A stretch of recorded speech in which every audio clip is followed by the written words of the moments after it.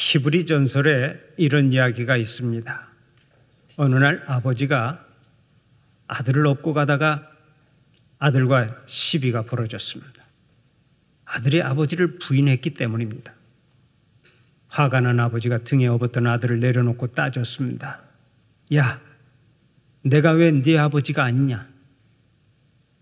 그러자 아들이 대들었습니다. 그러면 당신이 내 아버지인 것을 증명해 보시오. 야, 내가 너를 지금까지 먹여주지 않았느냐? 먹여준다고 아버지입니까? 아버지가 화가 나서 다시 말했습니다. 내가 너를 먹여줄 뿐만 아니라 업어서 키워주지 않았느냐? 업어준다고 아버지입니까? 아들이 그렇게 또다시 쏘아붙였는데 결국 아버지는 아버지임을 증명하기가 어려웠다는 슬픈 전설이 있습니다. 우리가 잘 아는 사실입니다만은 어떤 것이 강하고 어떤 것이 약한지를 증명하는 것은 어렵지 않습니다. 사랑과 미움을 증명하는 것도 크게 어려운 문제는 아닙니다. 그러나 존재에 대한 증명처럼 어려운 것은 없습니다.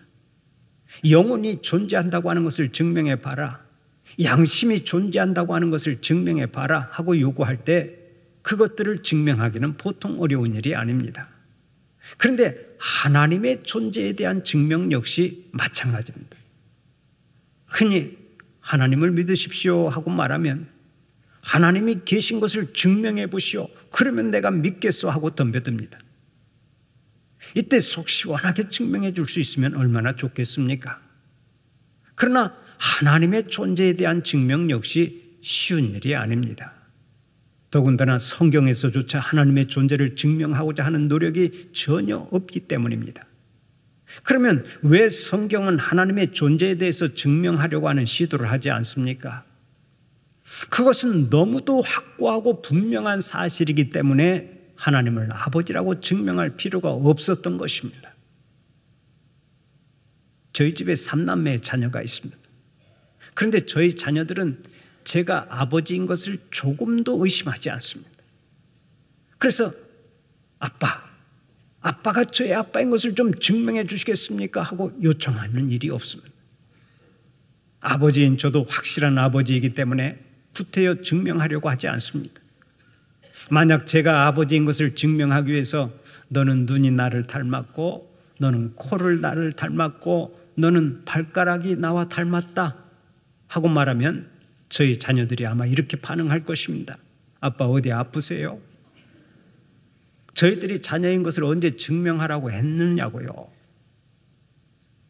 저희 집에서는 제가 아버지인 것을 증명하려고 하지 않기 때문에 이런 불상사는 아직까지 한 번도 일어난 적이 없습니다. 마찬가지입니다. 성경이 하나님의 존재를 증명하려고 하지 않는 이유는 구태여 증명할 필요가 없었기 때문입니다.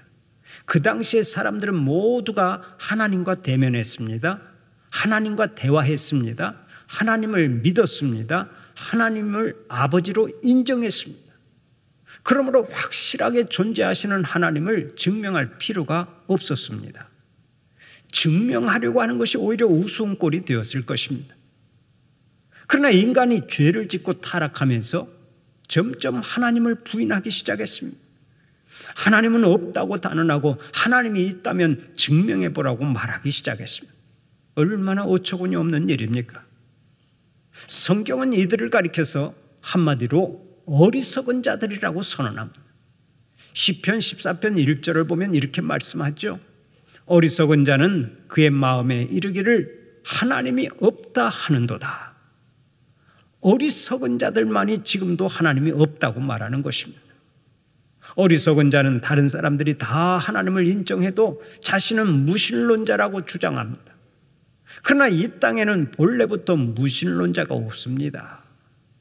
신자 외에는 모두가 불신론자이지 무신론자가 아닙니다. 왜 그렇습니까? 하나님이 안 계시는 것이 아니라 계시지만 하나님의 존재를 억지로 부인하고 믿지 않기 때문입니다. 이렇게 하나님을 부인하는 불신론자들이 많아지자 하나님의 존재를 증명하려고 하는 이론 역시 많아졌습니다. 그것이 여러 가지가 있지만 오늘은 합리론적 증명을 두 가지만 소개하고자 합니다. 첫째로 본체론적 증명이 있습니다. 인간은 본성적으로 항상 하나님을 사모하는데 이것이 하나님께서 분명하게 계신다는 증거가 된다는 이론입니다. 이 이론을 쉽게 이해하기 위해서 예를 들어 봅시다. 인간에게는 성욕이 있습니다. 이 땅에 태어나면서부터 이성을 사랑하려는 성적 욕구를 가지고 태어납니다. 이렇게 성적 욕구를 가지고 태어난다고 하는 것은 성적인 대상이 있다는 얘기죠. 다시 말해서 남자가 성욕을 가지고 태어나는 것은 여자가 있다는 것이고 여자에게 성욕이 있다는 것은 남자가 있다는 것입니다. 서로 사랑할 대상도 없는데 성욕을 가지고 태어날 리가 없습니다. 그렇기 때문에 인간의 성욕은 서로 사랑할 대상이 있다는 증거가 되는 것입니다. 또 사람에게는 식욕이 있습니다. 식욕이 있다는 것은 음식물이 있다는 얘기입니다. 음식물도 없는데 인간이 식욕을 가지고 태어날 리가 없는 것입니다. 실제로 우리의 식욕을 채워줄 음식물이 이 세상에는 꽉 차 있지 않습니까? 인간의 식욕은 이 땅에 음식물이 있어야 하는 증거가 되는 것입니다. 마찬가지입니다.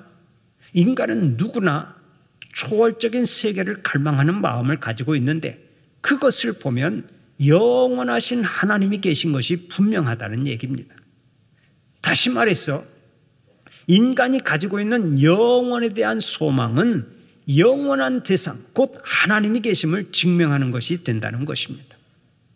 이러한 이론을 가리켜서 본체론적 증명이라고 말합니다. 전도서 3장 11절을 보면 오늘도 이렇게 말씀합니다. 하나님이 모든 것을 지으시되 때를 따라 아름답게 하셨고 또 사람들에게는 영원을 사모하는 마음을 주셨느니라. 그렇습니다. 하나님은 우리에게 처음부터 영원을 사모하는 마음을 주셨습니다. 영생을 사모하게 하시고 영생을 주시는 하나님을 사모하도록 인간을 창조하셨습니다. 비록 인간이 타락해서 하나님을 떠났을 망정 이 영적 성향은 아직도 사람들에게 고스란히 남아 있습니다. 그래서 사람들은 끊임없이 영원한 세계를 찾고 영원한 대상을 찾아 섬기려 하고 있습니다. 실제로 이 세상 어디를 가더라도 신을 찾지 않는 민족이 없잖아요. 아무리 미개한 부족이라 해도 나름대로 신을 섬기고 있습니다. 나무에다 빌고 바위에다 빌고 깊은 산속에서 구도하는 것은 다 영원한 신을 찾는 행위입니다. 이 종교성이 곧 하나님이 계심을 증명한다는 것입니다.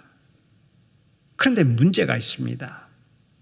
온 우주 만물과 인간을 창조하시는 하나님 앞에 나와 하나님을 경배해야 함에도 불구하고 엉뚱한 곳을 찾아가서 엉뚱한 신에게 경배하는 것이 문제입니다.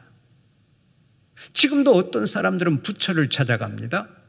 어떤 사람은 공자를 찾아갑니다. 어떤 사람은 마호메트를 찾아갑니다. 나무 앞에 가서 빌고 폭포 앞에 가서 빌고 바위 앞에 가서 빕니다. 심지어 이름도 모르는 신에게 절을 하고 빕니다. 하지만 이 모든 행위가 무슨 소용이 있습니까? 모두 다 부질없는 일입니다. 그 어떤 사람이나 자연도 하나님의 피조물에 불과하기 때문에 그렇습니다. 그것들은 경배의 대상이 될 수 없는 것입니다. 우리의 경배를 받고 우리의 영광을 받아야 할 분은 오직 여호와 하나님 한 분밖에 없는 것입니다. 이 세상을 지으시고 인간을 창조하신 분은 여호와 하나님이시기 때문에 그렇습니다. 그러므로 무조건 신을 찾아 나서는 것이 중요한 일이 아닙니다. 아무나 붙잡고 경배하는 것이 잘하는 일이 아닙니다. 참 신을 찾고 바르게 경배하는 일이 가장 중요한 것입니다. 어떤 사람은 말합니다. 아이고 목사님 부처를 섬기나 하나님을 섬기나 다 똑같지 않습니까? 뭐로 가도 서울만 가면 되지 않습니까? 그러나 이런 말보다 무식한 말은 없는 것입니다. 이 땅에 태어난 인간과 이 세상의 모든 피조물은 다 하나님의 피조물일 뿐입니다. 그들은 신이 될 수가 없습니다. 그러므로 참 신인 여호와 하나님을 만나고 올바른 신앙생활을 하는 것보다 더 큰 복은 없습니다. 그런 의미에서 지금 예배를 드리는 여러분들은 이미 인생 최대 복을 받으신 줄 믿으시기 바랍니다. 그런 의미에서 한번 따라서 해주시기 바랍니다. 하나님 아버지 감사합니다. 하나님을 알게 하시고 믿게 하시니 감사합니다. 아멘입니까? 하나님을 믿고 사는 것이 인생 최대 복인 줄 믿고 늘 감사하시기를 바랍니다. 두 번째로 우주론적 증명이 있습니다. 로마서 1장 20절을 보면 이렇게 말씀합니다.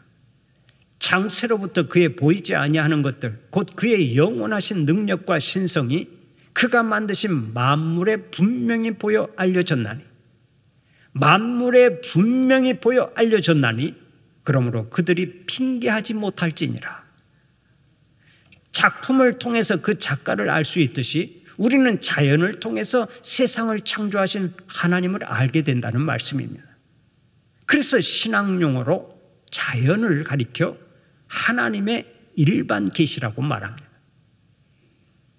그러면 우주 만물이 어떻게 운행되고 있는지 살펴볼까요?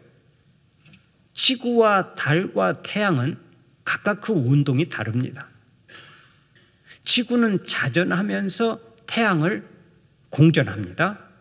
그러나 달은 스스로 자전을 하지 않고 지구를 공전만 합니다. 그리고 태양은 자전만 할 뿐 고정되어 있습니다. 왜 이처럼 천체들이 각기 다른 운동을 합니까? 그것은 존재 목적이 다르기 때문입니다. 지구는 생명체를 위해서 에너지를 골고루 받아야 합니다. 따라서 자전을 하면서 태양을 공전해야 합니다. 그러나 달은 지구에 태양빛만 반사해주면 되기 때문에 자전이 필요 없어서 지구를 공전만 합니다. 이에 반해 태양은 응축되는 것을 막기 위해서 원심력이 필요합니다. 그래서 자전만 하고 지구에 일정한 에너지를 공급하기 위해서 그 자리에 고정되어 있습니다. 만약에 태양이 공전을 하고 돌아다닌다면 지구는 그날로 끝장납니다. 그래서 태양을 항상 그 자리에 있도록 만든 것입니다. 바로 이것이 하나님의 작품이라는 얘기입니다. 그리고 지구의 크기에 대해서 한번 생각해 봅시다. 만약 지구가 지금보다 10%만 더 커지면 중력이 너무 커져서 물체를 지구의 중심 방향으로 끌어당기는 힘을 중력이라고 하지 않습니까? 그 중력이 너무 커져서 물이 수증기로 증발이 되지를 않습니다. 자꾸 지구 중심으로 잡아당기니까 수증기가 증발이 될 수가 없는 거예요. 증발이 되지 않으면 물의 순환이 차단되기 때문에 생명체가 살 수 없습니다. 반대로 지구가 지금보다 10%만 작아져도 중력이 너무 약해져서 한번 증발한 수증기가 우주 공간으로 영원히 날아가 버립니다. 그렇게 되면 지구는 물이 완전히 말라붙어 버리고 모든 생명체가 멸종하고 맙니다. 그러니까 현재 지구 크기는 물 순환이라고 하는 차원에서 볼 때 생명체가 살아가기에 가장 적합하게 설계되어 있음을 알 수 있는 것입니다. 이런 거 혹시 알고 사십니까? 모르고 사시죠? 또 지구의 자전 속도가 시속 1670km인데 만약 지금보다 지구가 더 빠른 속도로 돌면 어떻게 되는지 아십니까? 지구는 매일같이 태풍이 불게 되어 있습니다. 지구가 자전할 때 지구만 도는 게 아니라 지구를 감싸고 있는 공기도 빨리 돌아가면서 지구는 쉴 새 없이 태풍이 불어닥칩니다. 그러면 허구한 날 태풍이 불어닥치는 지구에서 누가 살아남겠습니까? 또 지구가 지금보다 천천히 돌게 되면 비열 때문에 낮에는 너무나 뜨겁게 되고 밤에는 아주 추워집니다. 그 대표적인 예가 달입니다.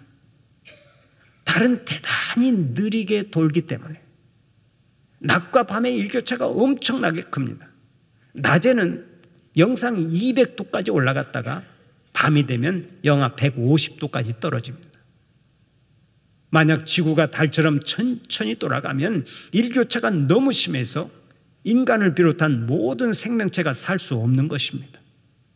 바로 이것 때문에 하나님께서는 지구의 자전 속도를 지금의 속도로 딱 맞춰 놓으신 것입니다. 시속 1670km로. 지금 무슨 말을 하는지 이해가 되시는지 모르겠습니다. 지구의 자전 속도가 지금처럼 일정한 속도로 돌아가도록 힘쓰는 분이 계시는데 그분이 누구시냐? 우리 하나님이시라고요. 여러분 가운데 혹시라도 지구가 1670km 속도로, 시속 1670km 속도로 돌아가도록 하기 위해서 조금이라도 힘쓰고 계시는 분이 계십니까? 혹시라도 염려하고 걱정하는 분이 계십니까? 아마 한 분도 없을 거예요. 여러분들은 하나님께서 그렇게 운행하시니까 아무런 걱정하지 말고 평안히 사시기만을 바랍니다. 우리는 신경 쓰지 않아도 하나님께서 그렇게 이 우주 만물을 그렇게 운행하신단 말이에요. 그런데 그것을 모르고 하나님이 어디 있느냐, 하나님 보여달라고 큰소리치는 인생들이 많은 것입니다. 그러면 이제 비를 한번 생각해 봅시다. 지상에서 생긴 수증기가 올라가 구름이 되는데 기온이 상승하면 그 구름이 비로 변해서 내립니다. 그때 비가 땅에 떨어지면서 어떤 일을 합니까? 우선 공기를 깨끗하게 해줍니다. 공기 중에 있는 유해한 먼지와 병균과 독소를 모두 제거해 줍니다. 그뿐 아닙니다. 사람의 손이 미치지 못하는 지붕이나 산봉우리나 길거리를 깨끗이 청소해 줍니다. 그리고 이 물은 항상 밑으로 흘러갑니다. 흘러서 시내로 강으로 가고 마침내 바다로 들어갑니다. 그때 더러운 것들을 다 모아가지고 갑니다. 그러므로 바다는 전 세계의 폐수가 흘러들어가는 배수장이라고 할 수 있습니다. 그런데 이상하게도 바닷물은 썩지 않습니다. 오히려 무수한 고기들이 살고 있습니다. 왜 그렇습니까? 바닷물이 짜기 때문입니다. 하나님은 세상에서 가장 큰 쓰레기통인 바다가 썩지 않도록 태초부터 정화제인 소금을 뿌려놓으신 것입니다. 특히 이 소금은 사람에게 절대적으로 필요합니다. 소금을 먹지 않으면 생명을 유지할 수 없습니다. 그래서 세계 어디서나 용이하게 소금을 구할 수 있도록 하나님은 지구 표면의 4분의 3이나 되는 바다에 소금을 풀어놓으셨습니다. 정말 놀랍지 않습니까? 이 세상 만물을 정직하게 바라보면 그 속에서 하나님의 숨결을 느끼지 않을 수가 없는 것입니다. 사실 자연뿐만이 아니죠. 우리의 인체를 한번 생각해 보세요. 우리의 인체만큼 신비하고 기묘한 작품이 어디 있습니까? 인체의 심장은 1분에 평균 75회 박동합니다. 1년이면 4천만 번을 박동합니다. 사람이 평균 70년을 산다고 할 때 그 박동수는 25억 번이나 됩니다. 한 번 박동할 때마다 100g이 넘는 혈액을 방출하는데 이 양을 하루로 따지면 3,000갤런, 약 11,400리터이고 1년이면 63만 갤런이 됩니다. 이는 8,000갤런짜리 탱크를 81대나 채울 수 있는 양입니다. 또 심장이 1시간 동안 내는 힘은 75kg의 사람을 3층 건물 꼭대기로 올리는 힘과 같습니다. 여기에다가 사람의 몸에서 동맥과 정맥, 모세혈관들을 모두 떼어내어 연결시킨다면 그 길이가 지구를 4바퀴나 돌 수 있는 16만 킬로미터나 됩니다. 이 오묘하고 놀라운 인체를 주관하시는 분이 누굽니까? 이 작은 인체 속에 누가 이렇게 소우주를 만들어 놓으셨습니까? 인간의 힘과 지혜와 능력으로 만들어 놓았습니까? 하나님의 솜씨가 아니고는 설명이 안 되는 것입니다. 또 인간의 몸에서 가장 중요한 부분은 뇌와 심장입니다. 그래서 뇌는 단단한 머리로 쌓여 있고 심장 역시 튼튼한 갈비뼈의 보호를 받고 있습니다. 사람들이 가끔 돌머리라고 놀리며 사람들을 웃기는데 실제로 우리의 머리가 돌머리처럼 단단하니까 그런 소리 들어도 감사하고 사세요. 머리를 보호하기 위해서, 뇌를 보호하기 위해서 하나님은 머리를 단단한 머리로 이렇게 쌓아놓았고, 또 심장 역시 튼튼한 갈비뼈의 보호를 받고 살아가도록 그렇게 하나님께서 창조하신 거예요. 눈은 눈대로, 손은 손대로 가장 적절한 위치에서 각기 제 기능을 발휘하도록 인간은 지음을 받았습니다. 눈 위에 눈썹만 해도 그렇습니다. 이 눈썹이 괜히 붙어 있는 것이 아닙니다. 빗물이 이마에 떨어지면 눈으로 빗물이 직접 들어가지 못하도록 하나님께서 차단막을 만들어 놓았는데 그것이 바로 눈썹입니다. 그런데 이것을 모르고 여자들이 눈썹 그리기가 귀찮다고 눈썹을 다 뽑아버린 후에 문신을 새겨놓습니다. 이런 사람들은 눈썹이 예쁘게 보일지 모르지만 빗물이 흘러내릴 때는 고생하기 딱 좋습니다. 이렇게 하나님이 창조하신 인간과 우주 만물은 오묘하기 짝이 없고 신기하기만 합니다. 그 놀라운 솜씨 앞에서 하나님의 존재를 부인할 수가 없습니다. 그런데 사람들은 이 모든 것이 우연이라고 치부하며 하나님을 부인합니다. 우리가 진화론을 매우 논리적이고 합리적인 학문이라고 생각하지만 잠깐만 생각해 보면 이보다 비논리적이고 비합리적인 학문이 없습니다. 하나님의 창조를 믿지 않는 그들의 논조를 보면 모든 것이 우연이라고 말합니다. 지구는 아주 우연히 현재와 같은 크기로 조절되었고 지구와 태양의 거리도 우연히 이 정도가 되었다고 말합니다. 그리고 지구에 우연히 생명체가 탄생되었고 무차별적인 돌연변이와 자연 도태로 우연히 지금과 같은 지구 생태계가 이루어졌다고 말합니다. 과학 관련 서적을 읽어보면 중요한 현상들은 모두 다 우연히 이루어진 것이라고 말합니다. 이렇다 할 설명도 없고 모든 것이 우연입니다. 적어도 과학이니까 논리적 타당성을 밑바탕에 두고 있을 것 같은데 알고 보면 중요한 일은 전부 다 우연히 이루어졌다는 논조입니다. 도대체 이것이 말이 됩니까? 그래서 18세기 영국의 신학자인 윌리엄 페일리가 아주 적절한 비유를 한 적이 있습니다. 바닷가 모래톱에 시계가 하나 놓여 있습니다. 그런데 누군가 그 시계를 보면서 이렇게 말했다고 해봅시다. 바다의 철분이 가라앉았다가 저절로 뭉쳐서 철판이 되고 바람과 파도의 풍화작용에 의해서 철판이 작게 갈라지고 멍게가 뜯어먹는 바람에 나사가 만들어지고 또 유리도 바닷속 어떤 성분들의 화학작용에 의해 만들어졌다가 저절로 이렇게 끼워져서 시계가 되었구나. 좌우지간 결정적으로 바람과 파도가 이런 물건을 만들었구나. 여러분, 이렇게 말하는 것이 과연 타당합니까? 그런데 과학이 이런 주장을 하고 있다는 것입니다.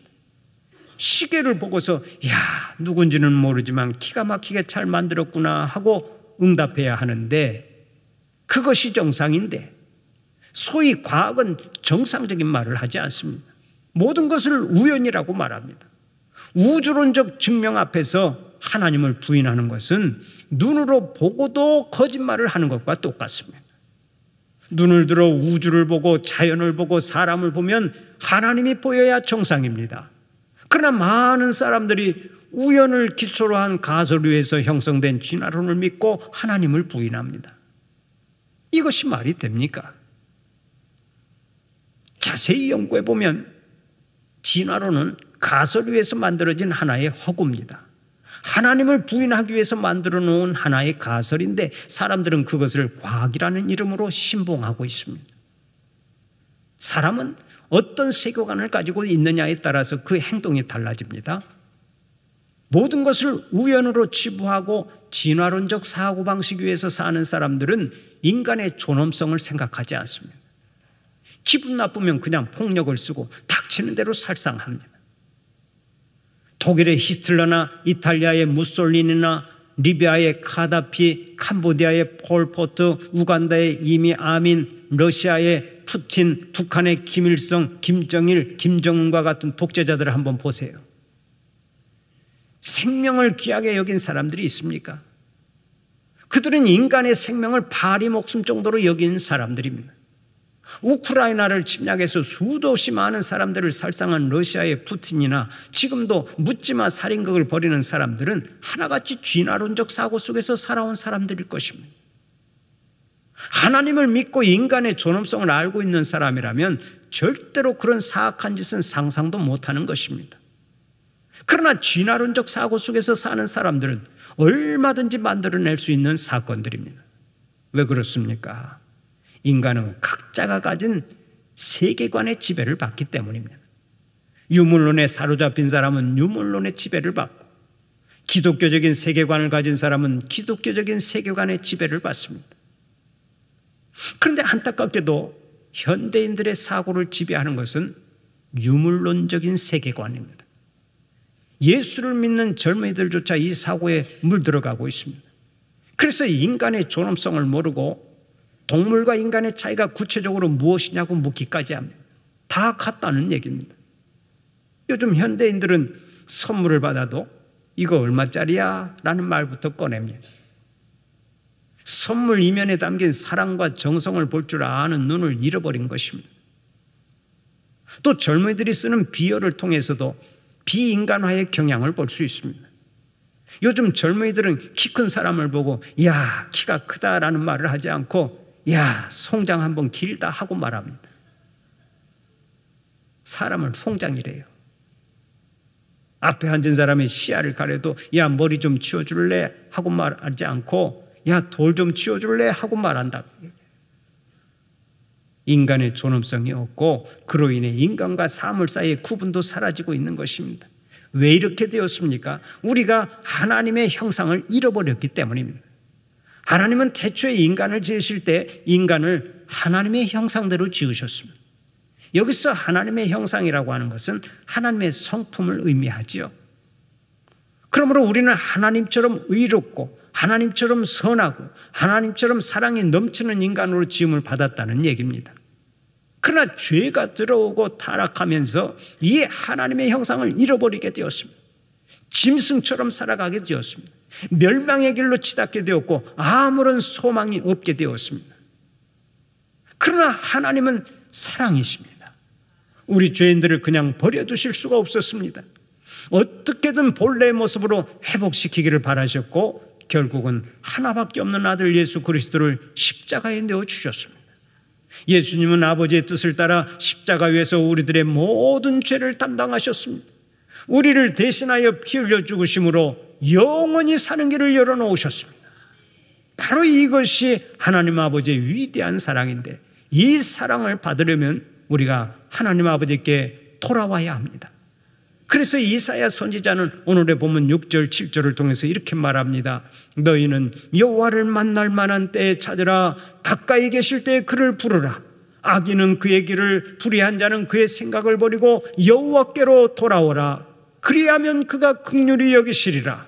우리 하나님께로 돌아오라. 그가 너그럽게 용서하시리라. 하나님은 죄로 말미암아 영적으로 심히 갈급한 상태에 있는 이스라엘 백성들을 향해서 친히 말씀하셨습니다. 너희는 내게로 돌아오라. 돌아와야 산다. 돌아오면 내가 용서하리라.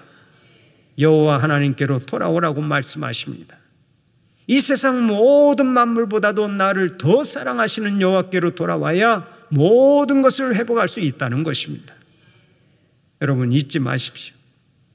하나님을 먼저 사랑해서 하나님과의 올바른 관계를 회복해야 잃어버린 행복, 잃어버린 안식, 잃어버린 평강을 다시 찾을 수 있습니다. 사랑에도 질서가 있습니다. 하나님을 먼저 사랑할 때 우리가 이웃도 제대로 사랑할 수 있고 하나님을 먼저 사랑할 때 다른 피조물도 진정으로 사랑할 수 있는 것입니다. 그런데 현대인들의 사랑은 그 질서가 뒤집어지고 왜곡되어 있어서 문제가 되고 있죠. 먼저 하나님을 진정으로 사랑하지 못하니까 이웃사랑도 왜곡되고 자연사랑도 왜곡되는 것입니다. 얼마 전에 들은 한 여인의 고백이 있습니다. 어느 날 자기 시어머니가 임플란트를 해야 한다고 하더랍니다. 늙어서 이가 다 빠지고 상해서 밥을 먹기가 힘드니까 임플란트를 해야 한다고 말하는데 수술비용이 수백만 원이나 되어서 못 해드렸다는 거예요. 그런데 자기가 키우는 애완견이 똑같은 상황이 생겼습니다. 개가 늙어서 이빨이 다 빠지고 부실해서 음식을 잘 먹지 못하게 된 것입니다. 여러분, 그때 이 여자가 어떻게 한 줄 아십니까? 즉각 그 노령견을 모시고 동물병원에 가서 수백만 원짜리 임플란트를 아까운 줄 모르고 해드렸다는 것입니다. 그 후에 생각해 보니까 마음이 좀 찔렸다나 어쨌다나 하는 고백이 있었습니다. 여러분, 이게 말이 됩니까? 지금 우리가 살고 있는 세상은 사랑의 질서가 완전히 뒤집혀 있고 이상하게 돌아가고 있습니다. 하나님을 진정으로 사랑하지 못하면 인간은 범사에 실패하고 하나님께서 주시는 복을 누릴 수가 없는 것입니다.